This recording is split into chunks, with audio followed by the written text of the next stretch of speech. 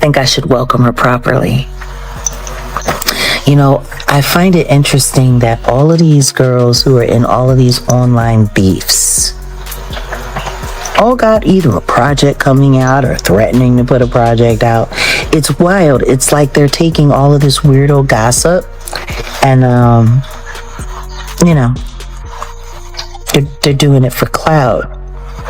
There is no Diddy tolerance. This is a no Diddy zone. So anybody that says anything that's pro Diddy, yeah. Bye. Yeah, we don't get no fucks about the diddler. Landmark worldwide indeed. Now, what did Claressa do? Y'all, what unfolded here wasn't a warning shot. It wasn't a vague hint tossed into the air. It felt more like a controlled explosion, live, raw, and aimed directly at the center of a story the public was never supposed to challenge. The second Jaguar Wright pressed that live stream button, the atmosphere changed instantly. This wasn't messy gossip fishing for views. It was fury sharpened into accusation, and it struck with the force of a blow no one had braced for.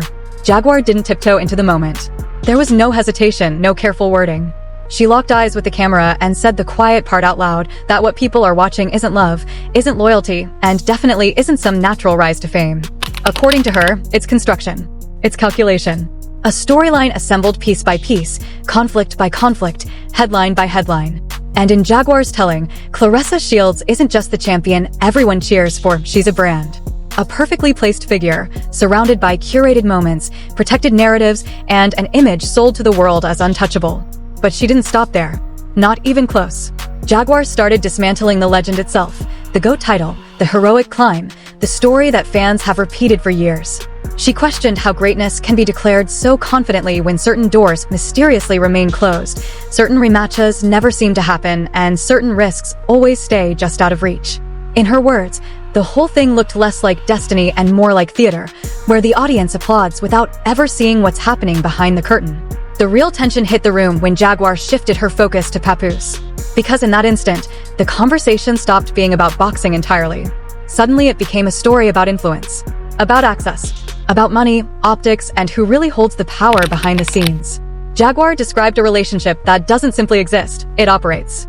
Two people moving through the spotlight like chess pieces, each move carefully calculated to survive the growing pressure around them. And right in the center of that narrative sits the fracture everyone seems determined to ignore. A family split wide open. A woman left standing by herself while the industry keeps its distance and pretends not to notice. Jaguar called out that silence too, and she did it loudly. Painfully. Because in her eyes, none of this is harmless entertainment. It's something darker, exploitation disguised as romance, packaged neatly for public consumption. She said it plainly, without hesitation. This was never love. It was an arrangement. A deal between people who needed something from each other. And when that arrangement finally collapses, she warned, the truth won't stay hidden for long. And in that moment, something shifted online. The jokes stopped. The scrolling slowed.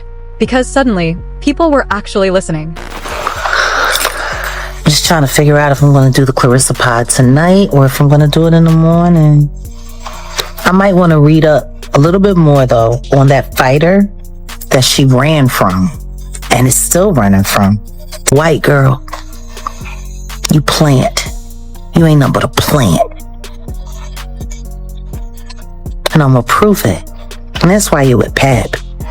Because he's a plant. The moment Jaguar Wright went live, it was clear this wasn't going to be another chaotic rant lost in the algorithm. There was a precision to it, a focus, the kind of intensity that doesn't come from chasing attention, but from someone who believes they're finally saying what's been deliberately buried. Jaguar didn't start with pleasantries. She didn't warm the audience up. She walked straight into the fire and named what most people refuse to question: the image, the narrative, the machine behind it. According to Jaguar, what the public sees when they look at Claressa Shields is not an organic rise fueled purely by skill, grit, and dominance.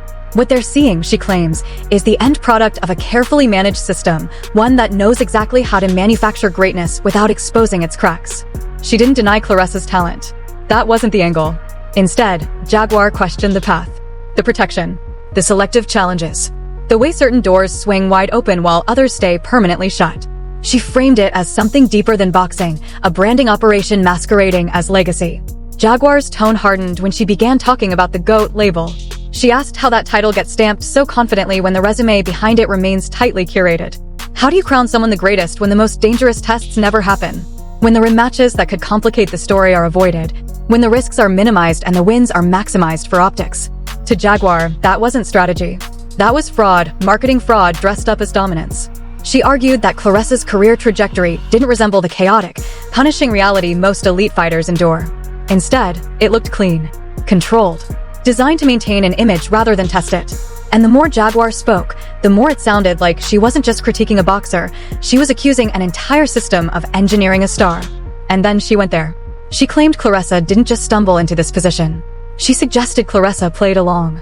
That she understood the rules of the game and benefited from them. That the avoidance of certain rematches wasn't accidental, but intentional, because losing control of the narrative would mean losing everything the machine built.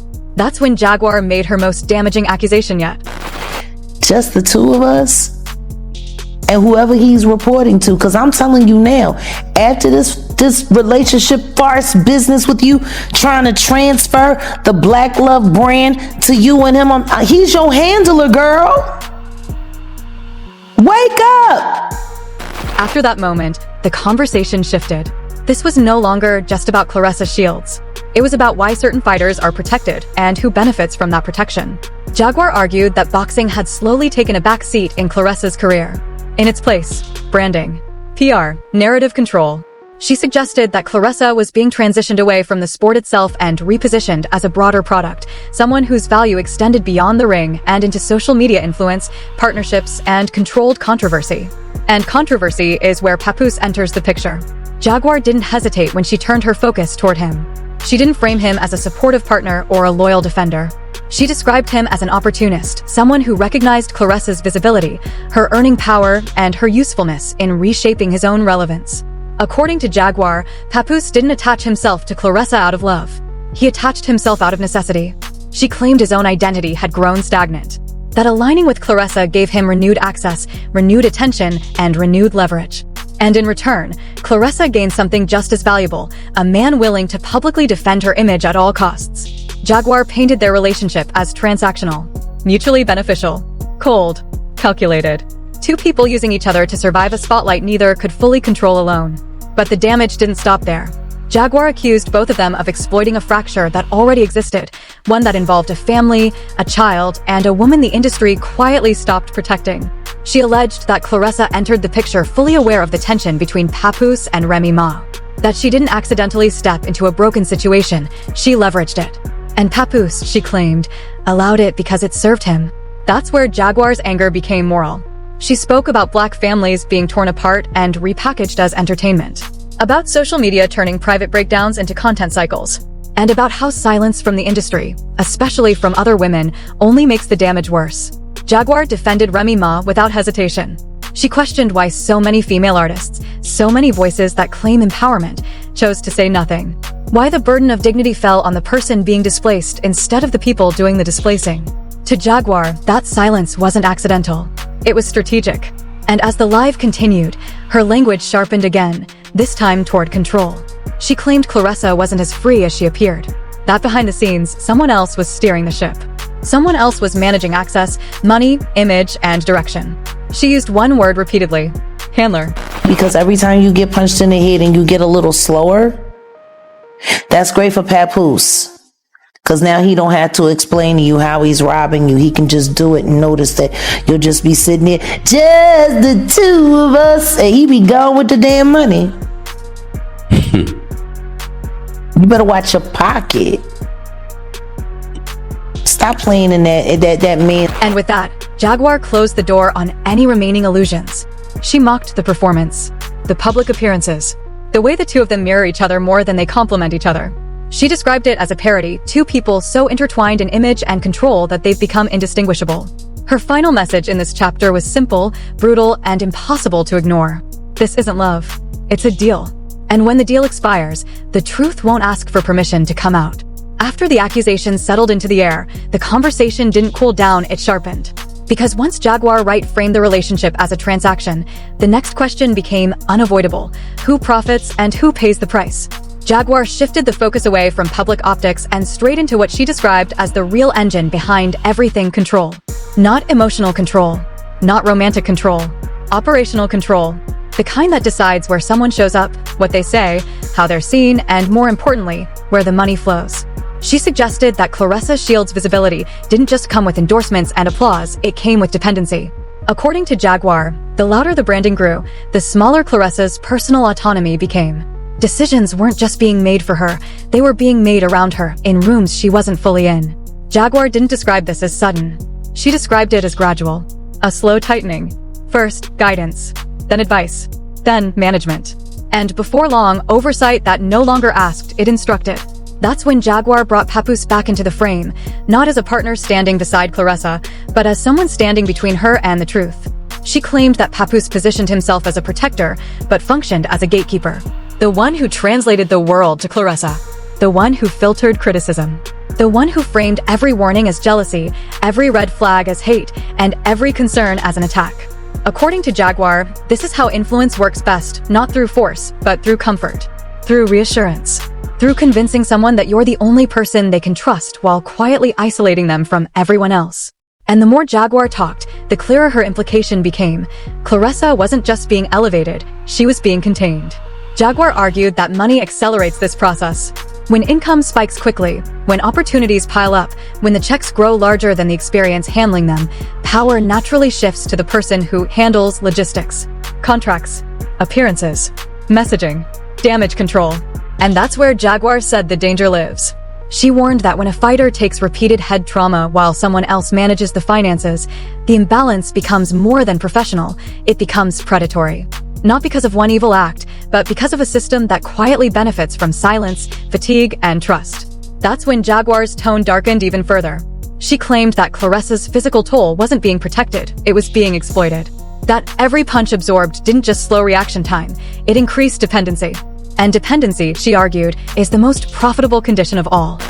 But the simple fact that more people in hip-hop aren't standing up for Remy, that more female MCs are letting this little weirdo, I barely got a boxing record chick, disrespect one of the greatest female MCs of all time. After that moment, Jaguar didn't walk it back. She didn't soften the claim. She doubled down. She framed the situation as one where love becomes camouflage, where romance distracts from accounting, where public affection masks private imbalance, and where the person losing clarity is the last to realize what's being taken. Jaguar claimed this dynamic explains why Claressa appears increasingly detached from boxing itself, why her public presence leans more toward image maintenance than competitive hunger, why the focus seems to be shifting away from legacy inside the ring and toward survivability outside of it. To Jaguar, that wasn't evolution. It was extraction. She said the industry has a long history of chewing up fighters, especially when they become more valuable as symbols than as athletes. And once the symbol is secured, the human cost becomes negotiable. Jaguar also returned to the subject of Remy Ma, but this time, not just as a displaced wife. She framed Remy as collateral damage in a much larger play. According to Jaguar, removing Remy from the picture didn't just clear emotional space, it cleared resistance. Remy, she implied, wasn't easily managed. She had her own voice, her own leverage, her own understanding of the game. Claressa, by contrast, entered the situation without the same insulation. And that difference mattered. Jaguar accused the industry of rewarding that difference. She questioned why no one rushed to defend Remy when the narrative turned against her. Why so many voices went silent. Why it became easier to let the story drift than to confront the uncomfortable truth beneath it. According to Jaguar, silence isn't neutrality, it's participation. As part 2 progressed, Jaguar's language became less about individuals and more about patterns. She connected Claressa's situation to a broader cycle, one where rising figures are packaged, positioned, and monetized until their usefulness expires. And when that happens, Jaguar warned, the exit is never graceful. She predicted that once the branding peaks and the attention shifts, the protection will disappear. The same people who curated the image will distance themselves from the consequences. And the person left holding the damage will be the one who trusted the system to begin with. Jaguar didn't claim this would happen overnight. She said it would happen quietly, slowly, with plausible deniability. Until one day, the money's gone, the support is gone, and the truth arrives without warning. Her message wasn't just accusatory, it was cautionary. She urged Claressa to look beyond the surface, to question who benefits from her silence. to examine who gains control as she loses it, and to understand that being defended publicly doesn't mean being protected privately. By the end of this part, the tone had shifted again, from exposure to inevitability. Jaguar wasn't asking whether this situation was unhealthy anymore. She was warning that it was already in motion, that the transaction had terms, and that those terms were designed to favor the person holding the leash. And as the live stream pressed forward, one thing became painfully clear. If part 1 was about what this relationship really is, part 2 was about what it's going to cost. And in the next chapter, Jaguar makes it clear, the bill is coming due. By the time Jaguar Wright reached the final stretch of her life, the tone was no longer explosive, it was surgical. The accusations had already landed. The patterns had already been outlined. What remained was the most uncomfortable part of all, the silence. Because in Jaguar's view, silence is never neutral. She turned her attention away from Claressa and Papoose for a moment and aimed it at the room itself, the industry, the peers, the so-called allies who watched the spectacle unfold and chose not to intervene. Jaguar argued that this kind of quiet isn't accidental. It's strategic. It's the sound of people protecting access, contracts, and proximity to power. According to Jaguar, when a narrative benefits too many people at once, nobody wants to be the first to question it. So they wait. They deflect. They tell themselves it's not their place. And in that waiting, damage multiplies. She called out the pattern bluntly. When relationships implode publicly, the woman who refuses to perform dignity on demand becomes the problem. The man who benefits from ambiguity keeps moving forward. And the person positioned as the new face is allowed to step over wreckage without accountability. Jaguar framed Remy Ma as the clearest example of this imbalance. She didn't portray Remy as perfect. She portrayed her as inconvenient. A woman with history, with credibility, with a voice that couldn't be easily repackaged or silenced. And in Jaguar's telling, that inconvenience made Remy expendable. The industry didn't rally. It recalculated. Jaguar questioned why so many women, especially those who built careers on empowerment rhetoric, suddenly lost their voices. Why sisterhood vanished the moment it required risk. Why standing up for someone on the wrong side of a narrative became too expensive. To Jaguar, that wasn't betrayal. That was fear economics. She then returned to Claressa, not with sympathy, but with warning. Jaguar suggested that Claressa's current visibility is fragile. That influence built on controlled narratives collapses quickly once the narrative breaks. She argued that Claressa's increasing presence online, the carefully framed photos, the staged confidence, all point to someone being pushed forward faster than they can process what's happening behind them. And the danger, Jaguar said, is that once a person becomes more valuable as an image than as a human, their well-being becomes secondary. That's when she sharpened her critique of Papoose one last time. She didn't accuse him of one dramatic act. She accused him of positioning. Of always being close enough to benefit, but far enough to deny responsibility. Of presenting himself as stable while aligning with instability. Of crying publicly while collecting privately. Jaguar suggested that this is how people disappear from accountability, not by running, but by blending into narratives where blame is always shared and therefore never assigned. As the live continued, Jaguar mocked the performance aspect of it all. The coordinated appearances. The mirrored fashion. The public intimacy meant to signal unity while masking imbalance. She framed it as parody, a relationship so tightly curated that authenticity never gets air. She said they've become reflections instead of partners, copies instead of contrasts. Two people orbiting the same image until neither can tell where one ends and the other begins. And then Jaguar paused. The tone shifted from commentary to consequence. She warned that transactions always come with an expiration date, that deals made under pressure don't age well, and that once the returns diminish, the protections vanish. That's when she delivered what may have been her most damning statement of the entire live, not as a punchline, but as a prognosis.